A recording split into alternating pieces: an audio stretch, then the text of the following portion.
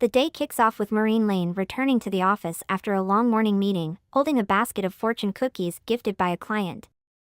She shares the cookies with her colleagues, only to realize that Hale is nowhere to be found. Upon inquiring, she discovers that he stepped out for a smoke 2 hours ago, sparking her frustration, leading her to inadvertently crush her fortune cookie without noticing the ominous message inside: "You will discover a new side to someone you know, beware." Meanwhile, we find our infamous Hale outside a closed bar, witnessing a distressing scene inside. A young boy is coerced into a dangerous game by a group of men. They offer him a chance to clear his debt by hitting a bullseye on a dartboard. Before the boy can make his move, a sudden interruption occurs as a dagger expertly strikes the bullseye, catching the men off guard. Hale confronts them, questioning their presence in the bar during daylighting day. Tensions escalate as one of the men approaches Hale, attempting to draw a weapon.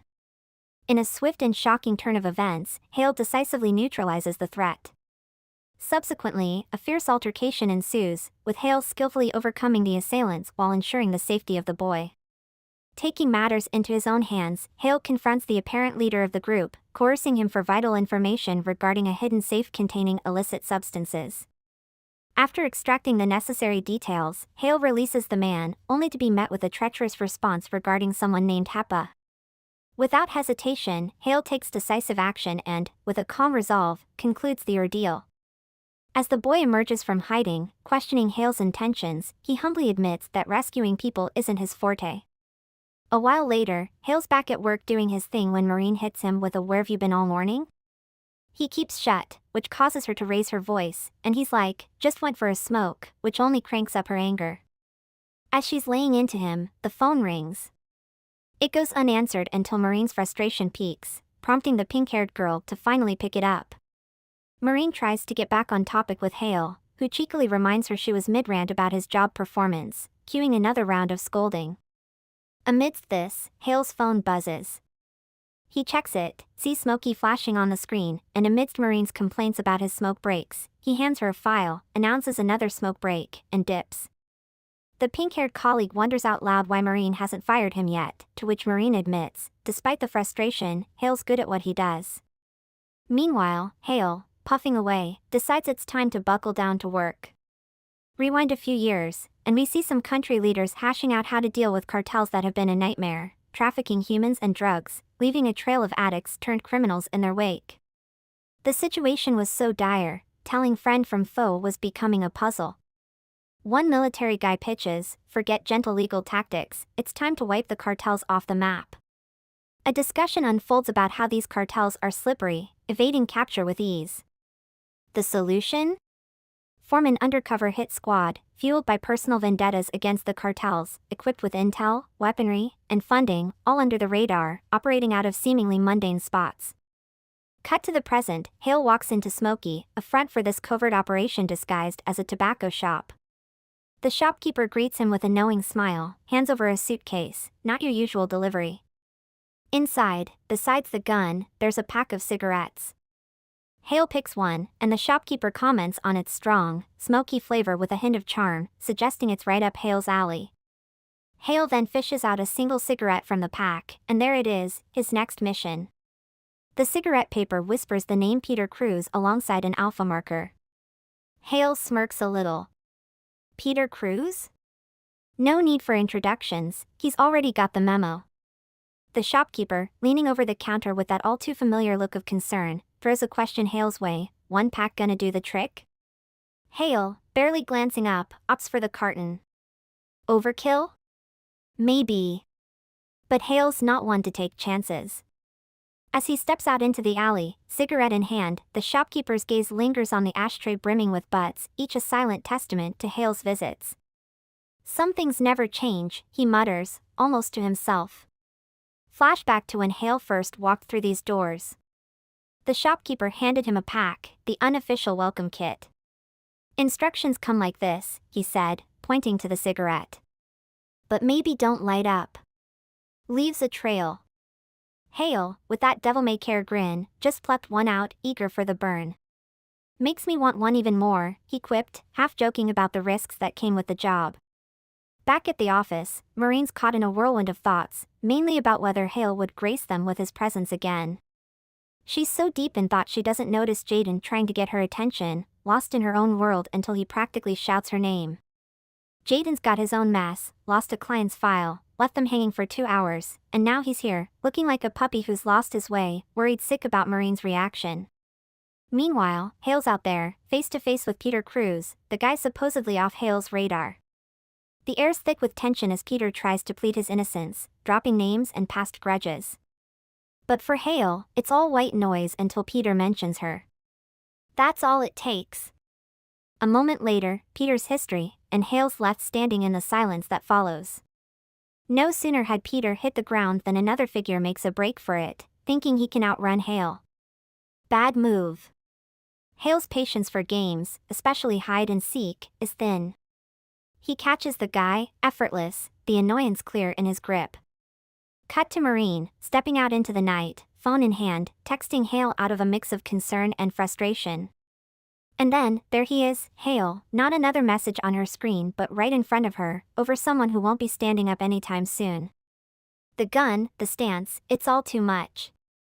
Marine's frozen, caught between disbelief and reality, as Hale's gaze meets hers, the weight of the moment heavy in the air.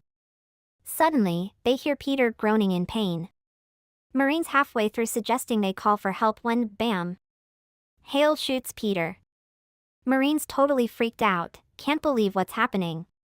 She tries to back away, telling Hale to keep his distance, swearing she didn't see a thing. But Hale, clicking his gun ominously, isn't convinced. Marine's mind is racing, she was just out grabbing snacks, and now she's fearing for her life with someone she thought was just a coworker. She's shaking, trying to remind Hale of all the good times, pleading for her life. It's a tense moment, especially when she begs, echoing someone from Hale's past. Just then, Jaden calls out for Marine, breaking the tension. Hale decides to let Marine go after a tense standoff. Marine bolts, finds Jaden, hands him her corn dog as a thank you, and they're off. Back at work, things are awkward. Marine's on edge around Hale, who acts like nothing's out of the ordinary, even bragging about finding some missing data. Marine's thinking, this guy's capable but scary. When Hale steps out for a smoke, she sees her chance and plans a quick escape, not wanting to drag Jaden into her drama. Safe at home, or so she thinks, Marine's reflecting on everything, convincing herself she's overreacting about Hale. Then, plot twist, Hale's there in her living room. Turns out, he's been ordered to deal with any witnesses, including Marine. But instead of the expected, Hale's like, I'm moving in, got a spare room? Marine is totally not cool with Hale moving in. She's like, really? You're gonna live here? And Hale, in his classic blunt style, basically tells her, hey, it's either this or you're on your own, which could end badly. He then just casually mentions he's stepping out for a smoke. Meanwhile, Marine's there on the floor, freaking out and wondering if Hale's decision to stick around is actually a good thing or if she's now in deeper trouble. Amidst all this, she realizes, oh snap, I don't even have a spare room for him. But then, lightbulb moment, she remembers the storage room that's currently a no-go zone because of all the junk. Switching gears to another scene, we see this guy who's pretty much fed up because he feels like he's working his tail off for nothing. He's also wondering where Peter's at.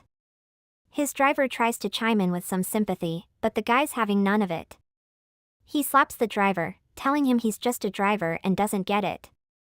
Little do they know, Hale's lurking nearby. Without missing a beat, Hale takes care of the guy with a swift move, and then the driver, totally oblivious to what just went down, starts reminiscing about his old job. Hale cuts into the nostalgia, asking the driver if his old job was really all that. The driver, now realizing Hale's there, mistakenly calls him Mr. Ricky. Hale's there on a mission, having been tipped off by the shopkeeper about an unexpected bonus near his target. Turns out, this driver is the bonus. Hale brings up Doubtson, someone from their past, and the driver gets all shaky. Fast forward a bit, and Hale's got the driver driving him, gun pointed and all, making sarcastic comments about his driving skills. They have this intense chat about past choices and betrayals. Back at Marine's place, she's sweating bullets, not from a workout but from turning the storage disaster into a bedroom for Hale. She's worried sick about what he'll think and when he's coming back. Meanwhile, Hale's got Mr. Johnson in the woods, confronting him about some serious backstabbing that led to Doutson's death. Mr. Johnson tries to justify his actions, but Hale's not buying it. After a bit of back and forth, Hale decides to give Mr. Johnson a fighting chance, telling him to run and leave it up to fate. But as soon as Mr. Johnson thinks he's got a shot, Hale decides otherwise, and shoots him twice. After, Dale heads to the cigarette shop, banging on the door until the shopkeeper, who was probably dreaming of better customer service hours, groggily lets him in. Hale, jumping straight to business, dives into gossip mode asking about HEPA's new female exec. You know, just your typical late-night banter. The shopkeeper, now fully awake and probably wishing he wasn't, tells Hale that yeah, there's some buzz about a new lady in charge. This news throws Hale for a loop because, as far as he knew, HEPA's big chairs were all about keeping it in the family, and no women had made it through their last internal game of musical chairs. Hale's trying to piece it together when the shopkeeper hands him a pack of cigarettes and a mission. Apparently, it's rescue time. But Hale? He's more of a take people out kind of guy, not a knight in shining armor.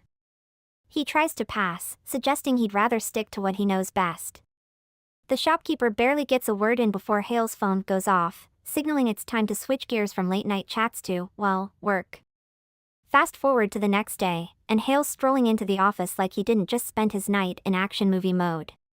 Marine's there, doing her best not to freak out because, let's face it, Hale's got that I've seen things vibe going strong. As he settles in, ignoring the stares over his too cool for school entrance, his coworkers start dumping their work on him. Marine watches, baffled and a bit scared, wondering if they know who they're dealing with. Later, as the office life chugs along, Marine jumps in every time Hale needs something, even spilling coffee on him in her eagerness to help. It's clear she's trying to stay on his good side, but it only seems to annoy Hale more. Finally, after a long day, Marine heads home only to find Hale chilling in her living room like it's the most normal thing in the world. He tells her to act natural, which is rich coming from him.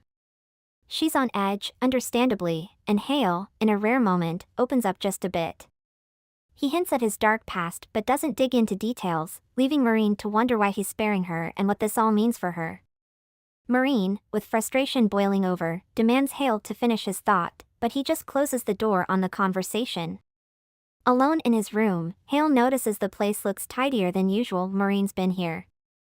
He picks up a stuffed bear from his nightstand, a silent witness to earlier conversations, including the tough chat with his boss. His superior had been clear, Marine was a loose end that needed tying.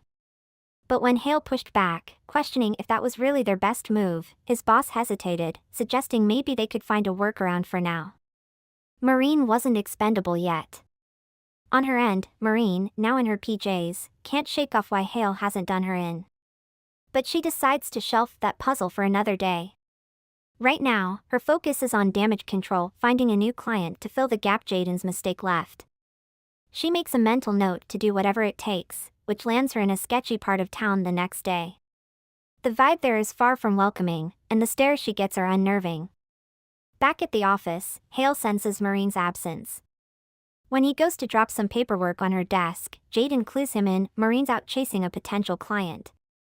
Hale spots an address, raises an eyebrow, and double-checks with Jaden if the client is based in North Nome.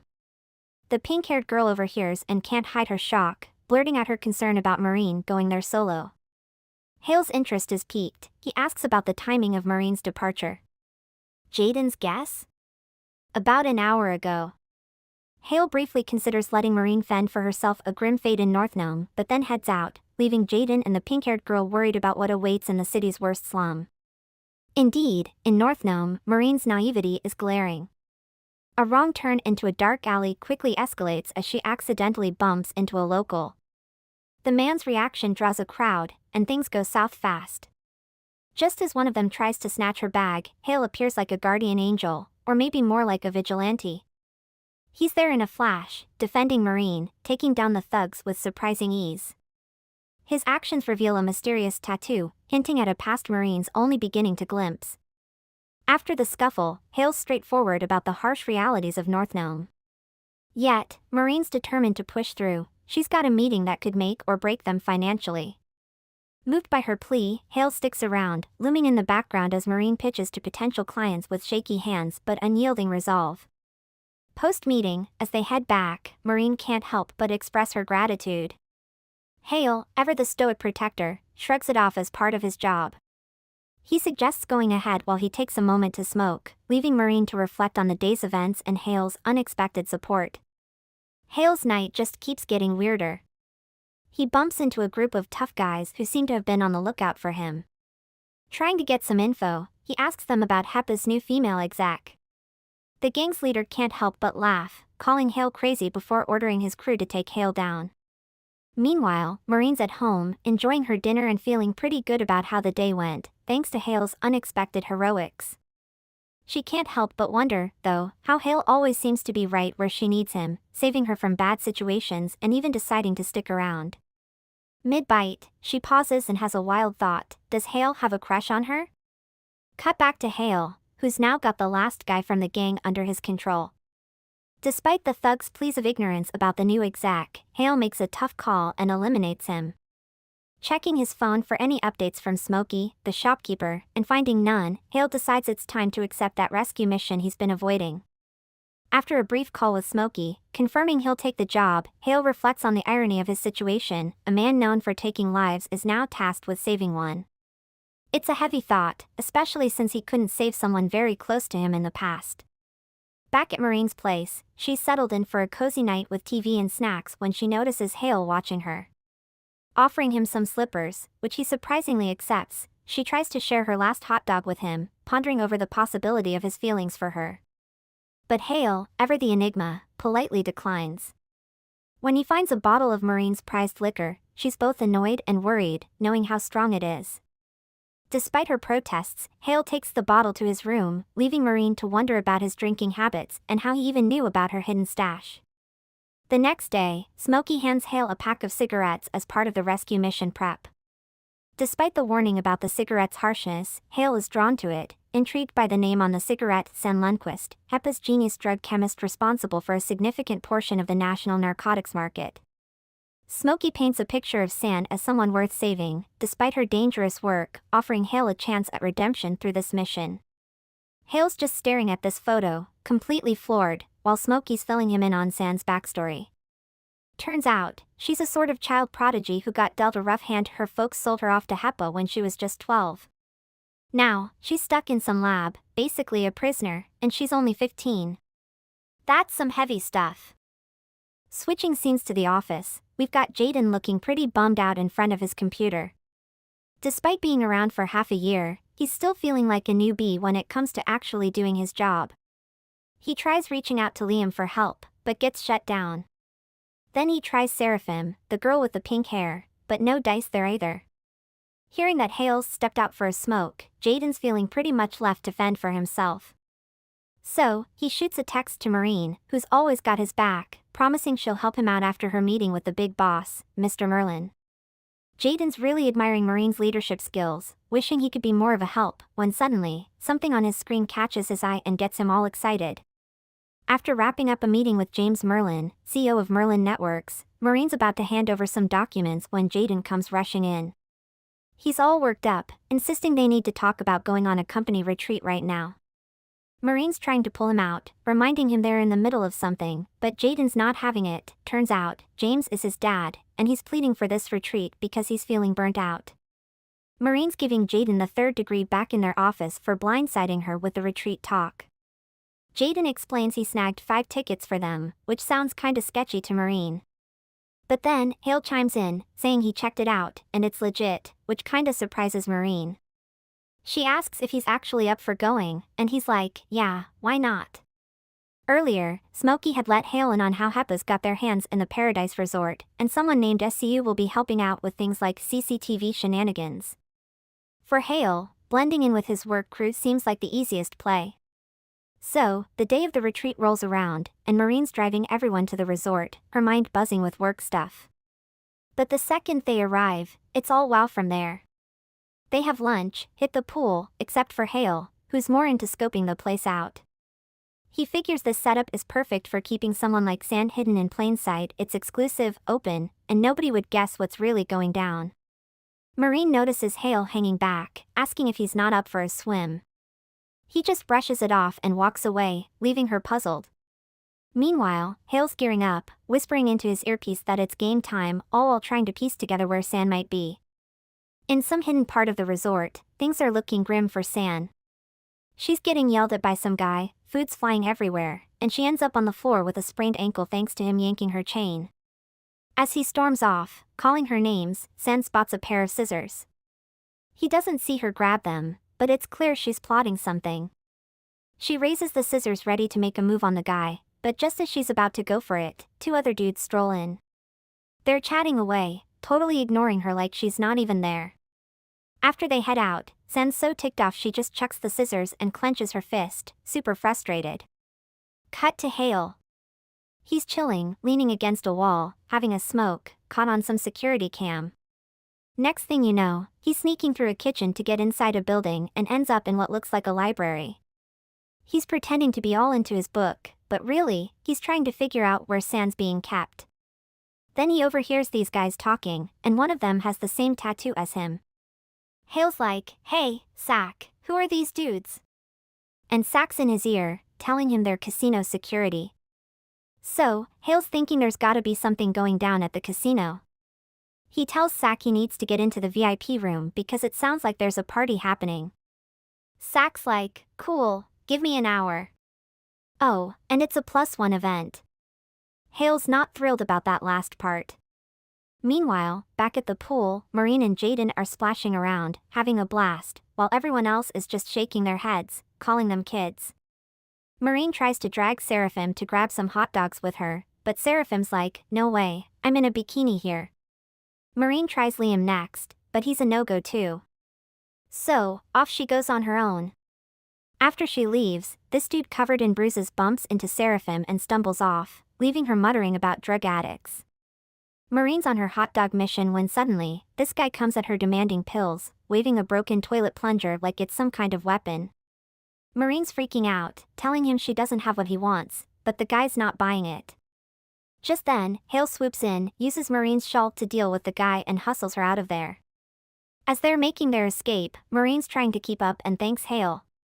He tells her if she really wants to thank him, she owes him a favor, which she agrees to. Fast forward a bit, and Hale's all dressed up, waiting for Maureen outside a dressing room. He hears her complaining about something, steps in, and helps her with her earrings, telling her it's time to go. Back in the hidden room, San's listening to the guards talk about the drugs she made, feeling all kinds of awful about it. Suddenly, one of the guards tosses her some shoes and a jacket, telling her a VIP client wants to meet the chef behind their latest batch. At the casino, Hale and Maureen show up, pretending to be someone named Bjorn Lowski to get past security. Inside, Maureen's all nervous, mentioning how quiet it is and how her dress is bugging her. Hale's like, "Just try to relax, you're sticking out." He cracks a smile, gets her to laugh, and they start to blend in a little better. San's kinda swimming in this oversized pair of shoes and jacket, looking like she raided a giant's closet, when a security guard guides her toward the VIP room. Flip back to the casino scene, and there's Hale, being all smooth, handing Maureen a drink. He leans in real close, kinda like he's sharing a secret, and tells her that any second now, the lights are gonna take a quick nap. When that happens, it's her cue to mix into the crowd and make a beeline for the first floor. Maureen's like, "Ready?" Nope. But Hale doesn't wait for a green light, he signals Sack to hit the switch. As Sack's doing his countdown thing, Maureen's trying to act cool, sipping on her wine, but inside, she's a bundle of nerves. And just like that, bam, the lights go out. In the dark, Hale, Mr. Smooth, ditches his tie and whips out a gun. The security team's scrambling, totally clueless, and then, Hale's silence is golden, literally, as he silently takes down one guard and uses his tie to handle another, all stealthy-like. Lights flicker back on, and someone's over the PA, trying to play it cool, saying it was just a minor glitch. Meanwhile, Sack's in Hale's ear, giving him the lowdown on San's location. San, poor thing, is standing in this VIP room that's more like a scene from some wild party, with everyone around her on cloud 9, thanks to her cooking. The VIP, feeling all kinds of good, beckons her over, then decides he's gonna bring the party to her, picking up a syringe. He's all, "Hey, try your own creation," but San's not having it, shaking her head furiously. Just then, Hale bursts onto the scene, acting like he's there to help the VIP do his dirty work. But surprise, he decks the guy instead, then turns to San, telling her it's time to bounce. He shoots the chain off her legs, which totally freaks her out. The noise brings more security running, and they find San by the knocked-out VIP, jumping to conclusions. Hale's not about to let them ruin his rescue mission, so he takes them out with a couple of precise shots. He sees San, all terrified and frozen, scoops her up, and makes a run for it. As they're making their escape, San's beating on Hale's back, demanding to be let down, throwing a million questions at him. Hale's all business, telling her to zip it if she wants out alive. When she insists there's something she needs to grab, he's like, really? Now? Meanwhile, Maureen's lost in the casino, wondering what on earth she's supposed to do down here. She spots a slot machine promising a cool $1 million+ jackpot and figures, why not give it a shot? Totally clueless, she hits all the buttons and jackpot. The machine goes crazy with victory tunes, and she's just sitting there, stunned by her luck. But her celebration is cut short when Hale shows up, dragging her away from her newfound fortune. She's protesting, all hung up on the cash she just won, but Hale's like, listen, we've got bigger problems. All Maureen can think about as they're making their escape is the jackpot she's leaving behind. San's slowly coming to in the back of a car, and the first thing that hits her is Maureen going on and on about missing out on $1.2 million. She peeks outside, blinking away sleep, and there it is, the sky, sea, and birds. It's been ages since she saw anything but lab walls. Meanwhile, back at the hotel, the boss is fuming. Picture this, he's so mad he chucks a glass cup at one of his security guys. He's all, where's San? That's his golden goose, and she's just vanished. He's practically vibrating with anger, telling his team they better find San, and he means yesterday. Cut to a few days later, and Maureen's stepping into work, feeling all kinds of nervous. She's expecting the third degree because, let's be real, ditching your colleagues at a hotel with nothing but a vague text isn't exactly textbook professionalism. As expected, Jaden's right there, asking what went down at the retreat and why she took off with Hale. And then there's Seraphim, giving Maureen the stink eye, blaming her for them having to leave the hotel early. When Jaden keeps pressing, Maureen throws Hale under the bus, saying he'll explain. So, now everyone's eyes are on Hale, waiting for some epic story. But Hale? He's just like, it's no big deal, which pretty much deflates the whole room. Later, as they're heading home, Maureen's still steamed about how Hale kept Mum at the office. She's venting, and Hale? He's just tuning out, ready for a smoke. But before he can even get his lighter out, Maureen's snatching the cigarette from him, all worked up about him smoking near her place, especially with a kid inside. Hale's response? A cheeky this one, meaning himself. Maureen's not having any of it, laying down the law about smoking near her house before storming off, leaving Hale to follow her in. The moment Maureen steps into her place, something feels off. It's too quiet, too dark. Then, out of nowhere, San pops up, wielding a rolling pin like she's ready to take on the world, or at least Hale. But her attack misses, and she ends up on the floor just as Maureen flicks on the light. San's not done, though. She goes for another swing, but Hale's quick, catching her wrist and asking what the heck she thinks she's doing. San's all fired up, wanting to go home, but Hale's reminding her she's supposed to lay low. She snaps, calling him a cop, which just gets a raised eyebrow from Hale. Maureen's had enough, telling them to take it outside if they want to fight. San, still seething, storms off into Hale's room. Maureen turns to Hale, frustrated about him bringing someone home without a heads up, especially since there's no spare room. Hale's cool with the couch, but Maureen's more concerned about why San can't just go home. Hale spills that San's folks sold her 3 years back. He reassures Maureen that San won't be crashing with them forever. Later, Maureen leaves some food by San's door, trying to keep the peace. San waits until the coast is clear, then grabs the knife from the tray. But her escape plan hits a snag when Hale catches her mid-sneak through the window. She's all threats and bluster, but Hale's unimpressed, reminding her that Hepa's on the hunt for her. After a bit of a scuffle, he sends her back into the room, half-threatening to send her back to Hepa herself. San's defiant to the end, flipping him off as she retreats. Through all this chaos, Maureen's out like a light, probably dreaming of whiskey and quieter days. The next day, Hale's back at Smokey's shop, looking like he hasn't slept a wink. Over a cup of coffee, he half jokes, half despairs to Smokey that he's this close to losing it with San. Smokey, ever the calm in the storm, first gives Hale a pat on the back for a job well done, then slides him a photo. It's a snapshot from the hotel. There's Xavier Redouf, big boss of HEPA, and a redhead who's all mystery thanks to her hair. That's your proof, Smokey says, tapping on the picture, that executive you've been wondering about? She's real. Hale's not impressed, though. After everything, this is what I get, he grumbles. Smokey assures him they're keeping tabs on the redhead and more info's on the way. Then, dropping the bomb, Smokey shares that finding a new hideout for San is turning out to be a bit of a mission, so she's sticking around a bit longer. You can almost hear Hale's teeth grinding. Fast forward to that night, and San's pulling a Houdini, slipping out through the fire escape. Hale catches her just as she lands, asking how in the world she got out. San's having none of it, though. The room's suffocating, she says, and she'd rather scream than be grabbed by Hale again. The two have a bit of a standoff, with San challenging Hale to tie her up, saying he's no better than those HEPA goons. Eventually, Hale's had enough. Fine, you want to go home that bad? Let's go, he says, more tired than angry. So off they go to San's folks' new place, which looks a lot nicer than what San remembers. Heart racing, she knocks. The door swings open, and there's her mom, looking shocked but then breaking into a hug. Her dad joins in, and for a moment, everything seems like it might just be okay. Hale, meanwhile, hangs back, calling Smokey to fill him in. He moves to get a better look inside just as San's mom slips something into San's drink. Talk about timing, a bunch of cars roll up, and it's showtime for the hotel security crew. They surround the house while Hale turns into a ninja behind a tree. Inside, it's like a scene from a family movie. San's hugging her little brother, Noah, who's all questions and excitement.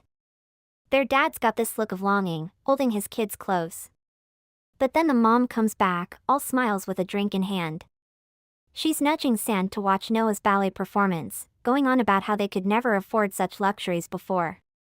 As San takes a sip, her mom lays it on thick about how hard their old life was and how nobody wants to go back to that. It's a heavy moment, draped in smiles and ballet, but the message is clear: running isn't an option. Noah's trying to hang out a bit longer with San, but Mom's having none of it. Bedtime, she says, firm but gentle.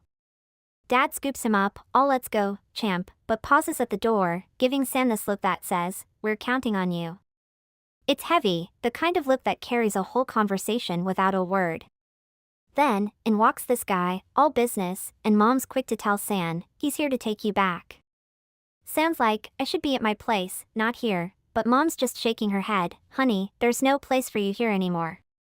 That's when things start to get fuzzy for San, her head spinning as Mom leans in to whisper to the guy, I drugged her drink.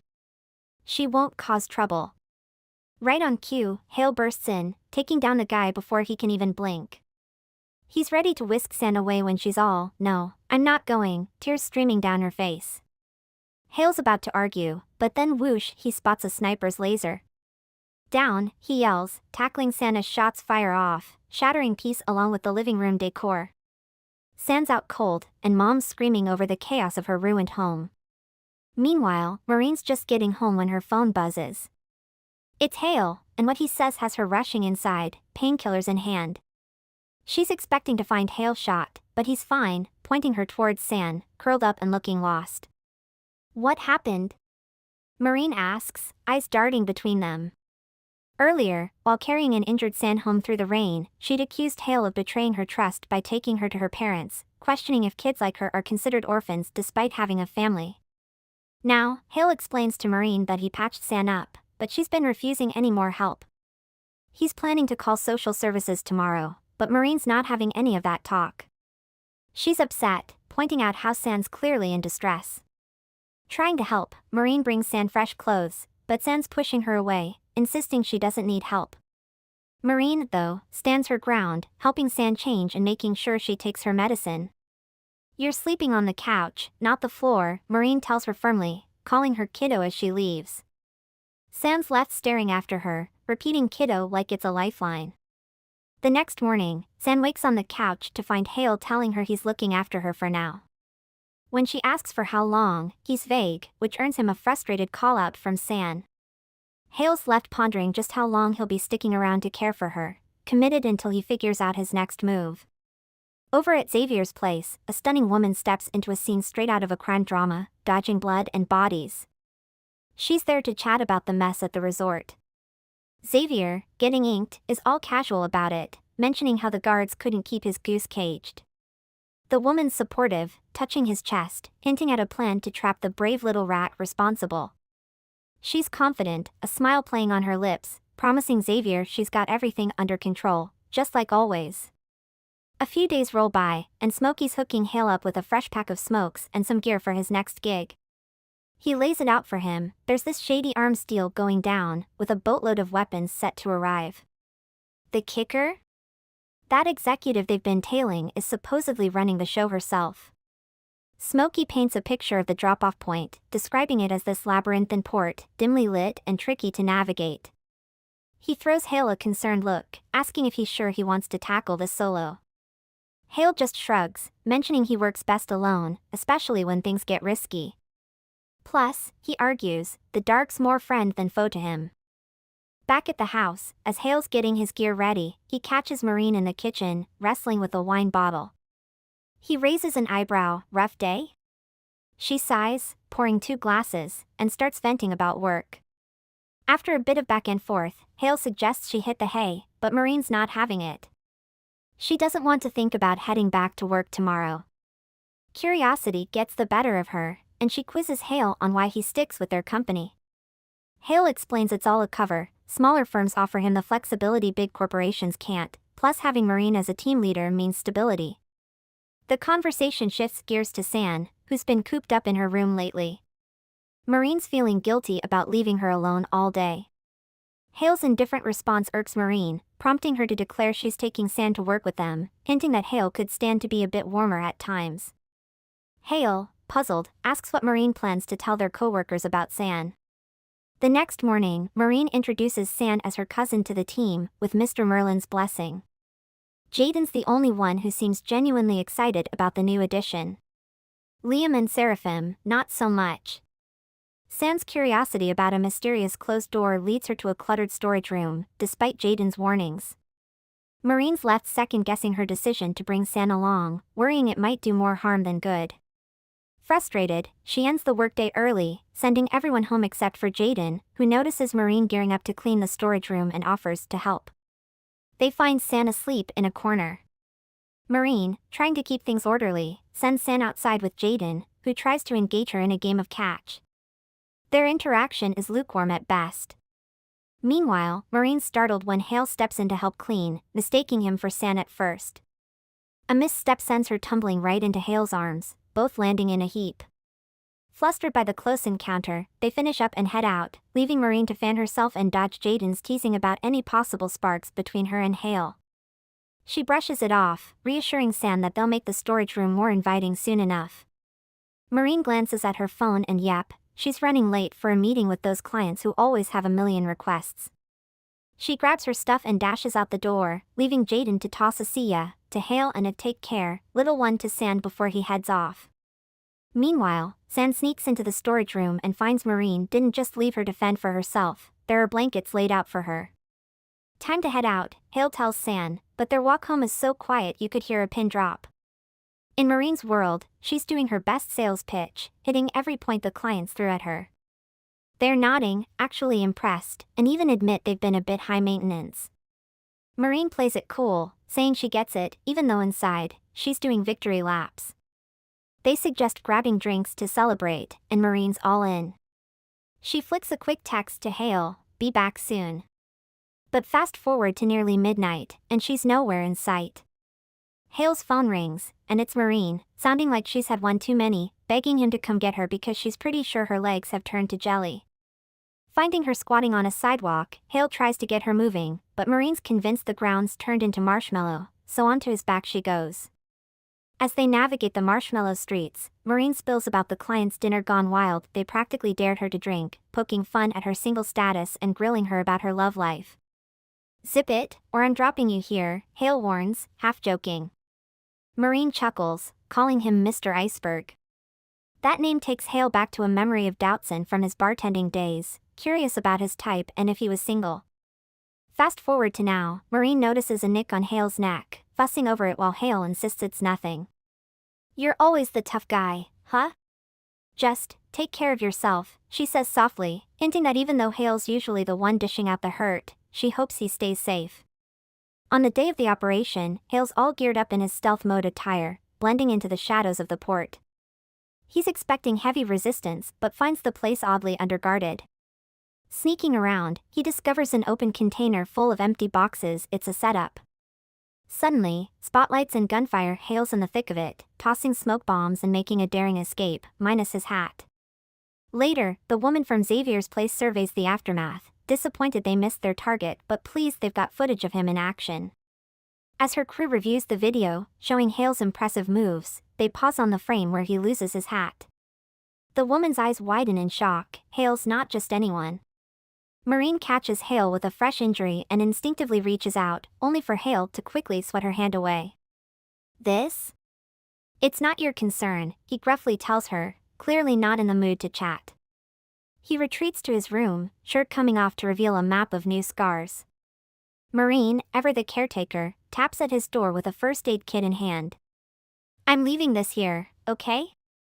Use it if you need," she offers, before walking away. Alone, Hale lights up a cigarette, lost in thought about Doutzen, the one who got away too soon. He's haunted by the fact that his thirst for revenge hasn't been quenched yet. Twist of fate, the female exec stirring up all this trouble? It's Doutzen, very much alive, calling out for Hale. Meanwhile, Smokey's text arrives too late, warning Hale of the trap he's already sprung. The next day, as Maureen greets Hale with her usual sunny disposition, she notices the first aid kit still untouched. She can't help but push, "Why didn't you use it?" His response is sharp, telling her to back off and labeling her a nuisance. Maureen's hurt, arguing that ignoring someone in pain under her roof just isn't in her nature. Apologizing for overstepping, she retreats to her room, leaving a tense silence behind. San watches the exchange without a word, while Maureen lies in bed, mulling over the complexities of her living situation. It's an intrusion she didn't ask for, yet the thought of them leaving fills her with an unexpected sadness. Deciding to catch a few more Z's on this lazy weekend, she's soon stirred by the sound of clanking dishes. To her surprise, Hale's turned into Mr. Clean, tidying up the house. San's hunger pangs break the momentary peace, leading to an even bigger surprise, Hale volunteering to cook. Lunch is served, and Maureen's awkward thanks hang in the air. Looking to break the silence, she inquires about the night she came home drunk, embarrassed to learn it wasn't her doing that got her into pajamas. The clarification from San, coupled with Hale and San's silence over her potential drunken antics, leaves her feeling mortified. Over at Xavier's plush residence, he emerges from the pool, pondering their failed attempt to catch Hale. Doutzen, by his side, admits the target is far trickier than anticipated, hinting at a more elaborate plan. Xavier, reflecting on past losses, hints at a deeper history involving someone named Ricky, another piece of Hale's mysterious past. As Xavier warns Doutzen of the stakes, she silently vows to lure Hale with the perfect bait. In a seemingly random encounter at the supermarket, Doutzen hands Maureen an apple that had rolled away, their paths crossing unknowingly as plans brew in the background. With this, the first season comes to an end. Stay tuned as we anticipate season 2. Also, don't forget to like, share, and subscribe. It means a lot to us. Until next time, ciao.